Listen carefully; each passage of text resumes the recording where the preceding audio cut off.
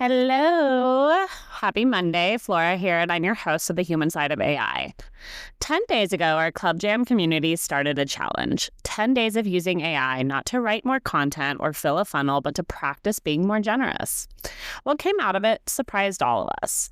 Monday episodes here are hosted by AI, so I can show up more human on Fridays. And today, our AI hosts are going to take you through the whole journey.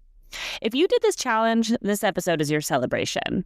If you're in the middle of it right now, let this fuel you. And if you haven't started yet, the classroom is waiting for you at school.com/jamoutai. And so is this episode.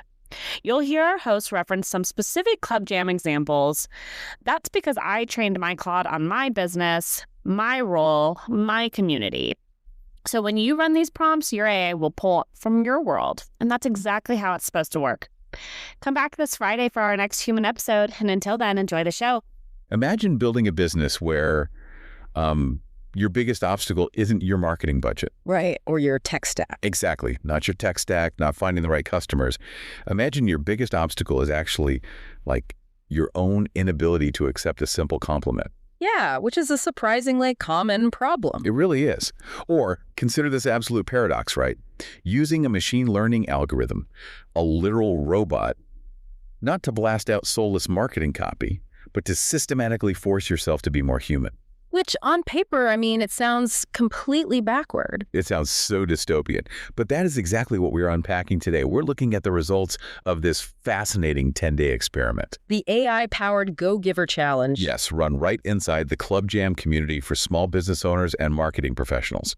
And since you just survived and honestly thrived through this entire challenge yourself, we are so thrilled to welcome you back to reflect on the journey. Absolutely. It is a massive accomplishment to get to the other side of an intensive sprint like that. 10 days is a lot. It's a lot of work. Okay, let's unpack this because we have a massive stack of community notes, the actual AI prompts everyone used, and these incredibly vulnerable reflections generated over those 10 days. All based on Bob Burg and John David Mann's philosophy in The Go-Giver. Right. But just to be super clear about our mission for this deep dive, we aren't here to read you a summary of a book. No, you already know the rules. You just live these principles. Exactly. Our goal today is to analyze the mechanics of why this actually worked. We want to examine that brilliant friction you all experienced. The aha moments. Yeah, those sudden conceptual leaps. And really look at how applying these laws through the lens of artificial intelligence completely shifted the community's perspective on what tech can actually do. Because it wasn't what anyone expected. Not at all. I want to dive straight into that friction, actually. Because going into day one, there's this very clear expectation versus reality dynamic. Oh, for sure. Most people approach AI thinking of it as like a massive megaphone. Yes. The instinct is to say, give me 100 tweets, write me endless email sequences. Need me louder. Help me project outward as loudly as possible. But that isn't what happened here. Almost immediately, the community they slammed into this wall of intense inward self-reflection. The shift from projection to reflection was immediate, and it really hit hard around day 4 and day 9. When we tackled the law of authenticity. Right, which states that the most valuable gift you have to offer is yourself. But, telling a business owner to be authentic usually just causes pure panic. Oh, completely. It's like, what does that even mean? Do I share what I had for breakfast? Exactly. But what made this process entirely different was the prompt engineering. Yes, this was so clever. The community didn't ask the AI to just write a bio for them. The prompt was designed so that the AI would actually interview the user. Which changes everything. It does. It asked one question, waited for a response, and then probed deeper to find out what the user was actively hiding from their audience. I want to pause on that because there is a fundamental oxymoron here. How so? Well, we're talking about using a machine learning algorithm to find our humanity. Yeah, it sounds weird when you say it out loud. Right. On paper, that sounds like a total oxymoron. It shouldn't work. So why did this actually result in vulnerability instead of the AI just, spitting out robotic corporate jargon? What's fascinating here is that human beings are notoriously terrible at evaluating their own baseline. Oh, absolutely. We have this built-in bias where we assume that whatever comes easily to us or whatever is just normal for our everyday lives, holds zero value for anyone else. Right, because it's boring to us. Exactly. So we edit ourselves, we put on a corporate mask before we even open our mouths, but the AI didn't have that bias. It acted as an entirely impartial mirror. Precisely. When founders typed in, I feel too normal for the tech space, or I don't want to share my ambition because I feel like I'm bragging. Which was such a common theme in the notes. It was huge. And the AI didn't tell them to fake a new persona. It took that raw, hesitant data and pointed out that their normal is actually highly relatable. It used pure logic to disarm their imposter syndrome. It's like using a metal detector at the beach. I like that. Right. The machine didn't create the gold. The gold is already there in the sand.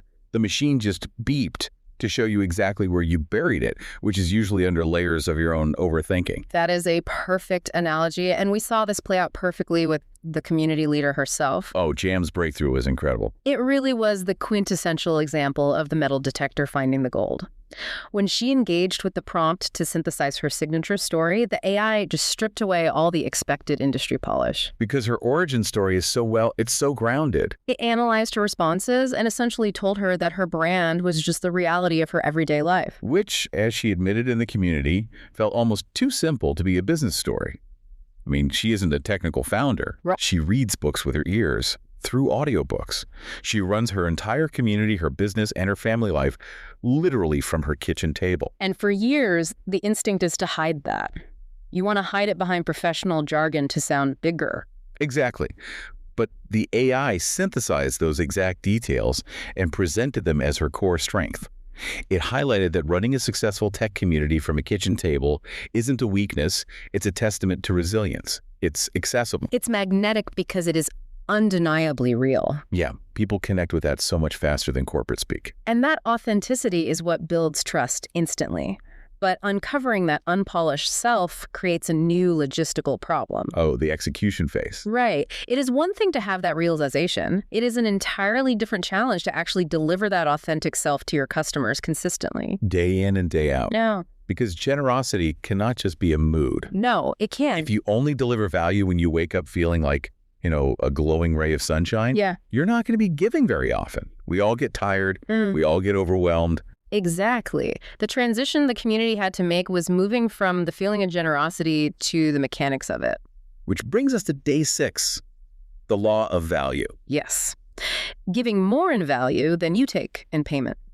But establishing that as your permanent reputation requires operationalizing your warmth. Operationalizing your warmth. I love that phrasing. Think about the community notes that referenced Ernesto, the hot dog vendor from the book. Oh, yeah. Ernesto was a legend. His whole brand was being warm and remembered. But he didn't achieve that by having just one exceptionally friendly Tuesday. Right. He didn't just hand out one free hot dog to a kid and say, cool, I'm a generous guy now. No, he systematized the experience. Every single customer got the exact same level of attention and care every single time. Because generosity that relies entirely on daily willpower or spontaneous inspiration simply does not scale in a modern business. Eventually, your decision fatigue sets in. Systems ensure that the giving happens whether you are inspired to do it that day or not. This totally reminds me of an automated savings account. Oh, how so? Well, if I have to physically log into my bank app every Friday, look at my checking balance, and consciously decide to transfer money into my savings,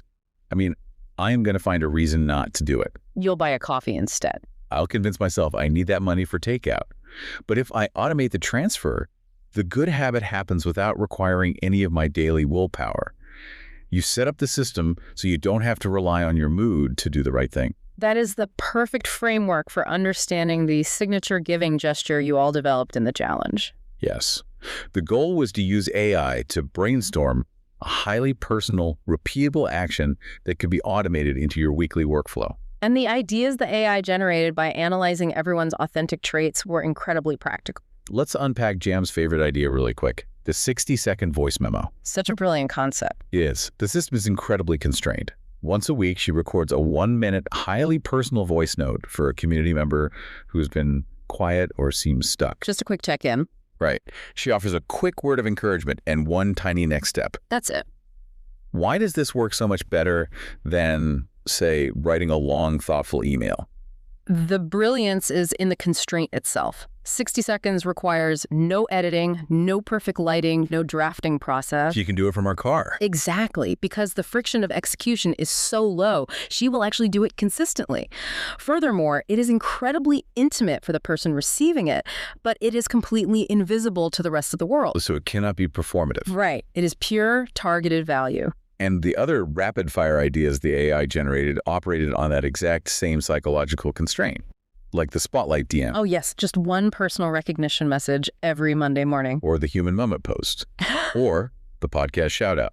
Or the First Win Friday, which is just a systematized block of time dedicated solely to finding and celebrating someone else's win to close out the week. These are all microsystems of generosity. So what does this all mean when you start stacking these microsystems? Well, notice how setting up these systems fundamentally changes the dynamic of your customer follow-ups.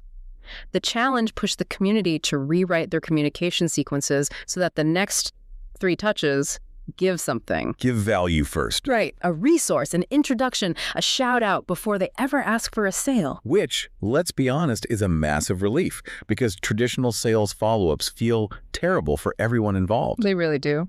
Is traditional sales circling back actually just a disguised guilt trip?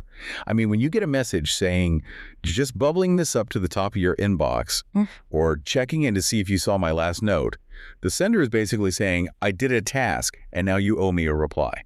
It establishes a scoreboard? Yes, it establishes a scoreboard. It's a withdrawal from the relationship bank account. But the moment you drop the scoreboard and lead with 3 consecutive drops of value, you stop chasing. You remove the pressure of the transaction, and when you remove that pressure, you create the actual space required for a relationship to form. Which is where the magic happens. That operational shift is what sets the stage for the next massive breakthrough you all experienced. Section 3. Let's go. Once you have a generosity system running smoothly on autopilot, you break through the time ceiling because your customers start doing the heavy lifting for you. This is day 7, the law of compensation in action. Right. The idea that your income is determined by how many people you serve and how well you serve them. But as a single business owner, you only have 24 hours in a day.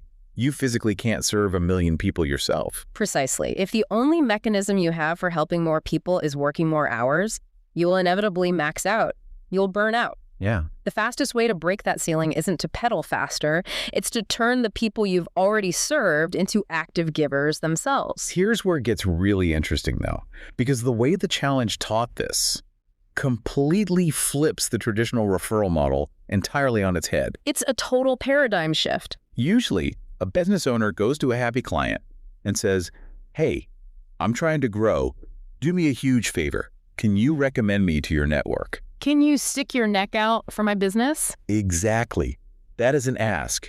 It creates friction because you are asking them to do labor for your benefit. It makes the business the center of the transaction. But the framework you applied during the challenge rewrites that script entirely. You make them the hero. Exactly. Instead of asking your customer for a favor, you hand them a tool that allows them to be generous. You design a shareable gift where their friend gets the value. So you say, here is a free week of access or a highly valuable resource. I want you to give this to a friend who needs it. It elevates their status among their peers because they get to be the one providing the solution. It makes the customer the hero, not the salesperson. And the reflection from the community on this was so powerful. People were stunned. They realized that we constantly assume our customers are too busy or like too shy to spread the word, but they're not. They're just waiting to be given a frictionless, generous way to do it.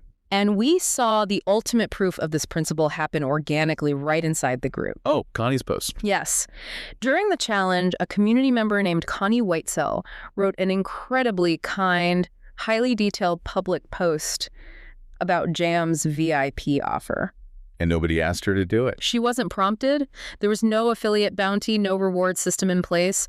She just did it because she felt compelled to share the immense value she had already received. That is the law of compensation happening in real time. Right. That one unprompted post multiplied the reach of the business without Jam having to lift a finger or make a single pitch. Because influence is not something you can demand from your audience. It is something that accrues over time. It builds up. Right. When you systematically place other people's interests first, you build a massive reservoir of goodwill. And when you stop underestimating your customers and hand them an easy way to share that goodwill, they absolutely will. It is beautiful when the mechanics align like that.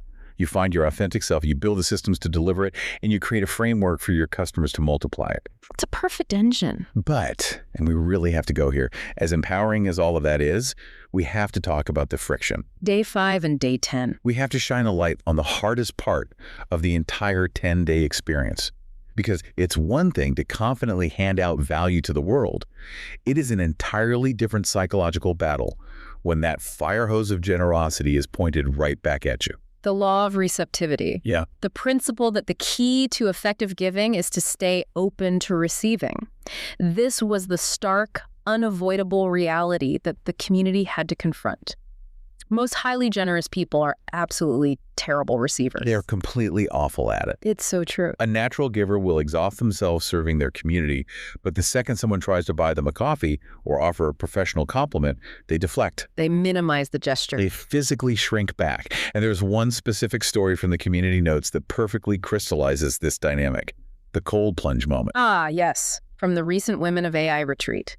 It is a profound case study in the friction of receiving. So, Jam is organizing this retreat for the community. She finds this great sauna and cold plunge location. She's doing all the groundwork. Right. She negotiates a discounted group rate, coordinates all the scheduling, posts the details for everyone. She is putting in the sweat equity. She is deep in her element, providing this amazing curated experience. Giving value. Exactly.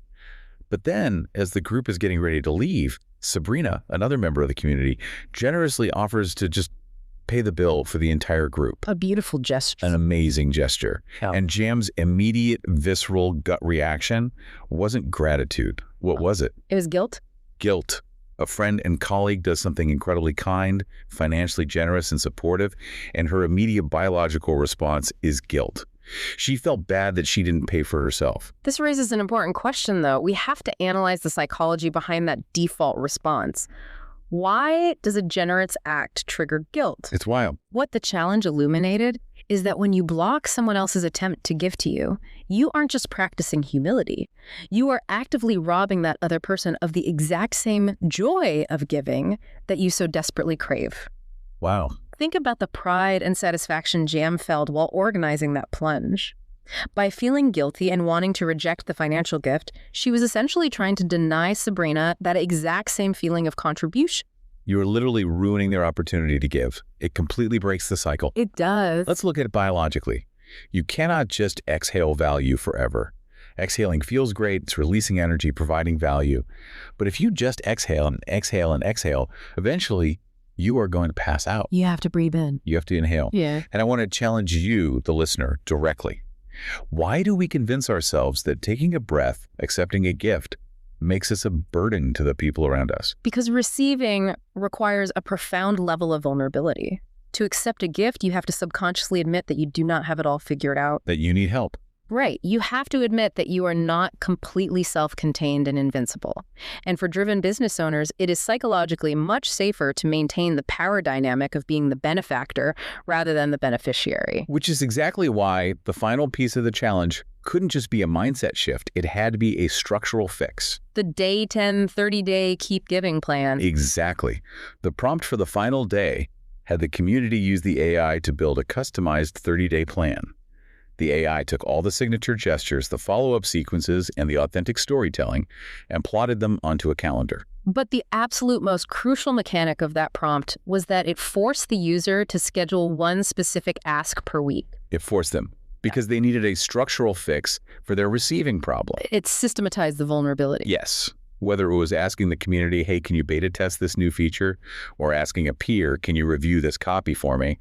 It had to be on the calendar. Because for the people in this community who are natural, habitual givers, the ask column is their actual growth edge.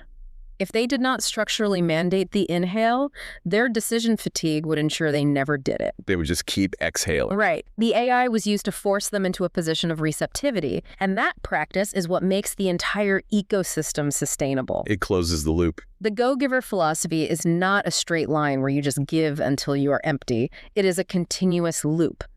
Value, compensation, influence, and authenticity all feed into each other, but receptivity is the engine that keeps the loop spinning. Which brings us back to you and everything you have accomplished over these past 10 days.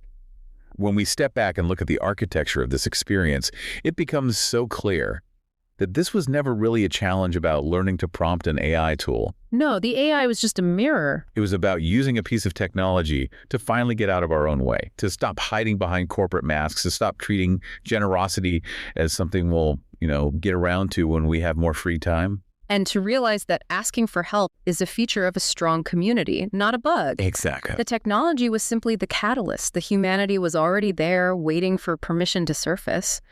But before you go off to execute your new 30-day plans, I want to offer one final thought to explore on your own. Let's hear it. We spend a lot of time analyzing the cold plunge moment and how blocking a gift robs someone else of their joy in a business context. But I want you to consider how this friction bleeds into your personal life. Well, that's deep. What everyday acts of kindness are you unknowingly shutting down right now from your spouse, your friends, or your kids, just to maintain the stubborn illusion that you are totally self-sufficient? If you continually refuse to let them give to you, whose joy are you actually diminishing today? That is a phenomenal question to carry forward. Thank you for doing the hard, introspective work, for showing up fully for your community, and for proving that the highest, best use of artificial intelligence is to make us profoundly more human. Keep giving, keep receiving, and go stick to the ask column on that new 30-day calendar.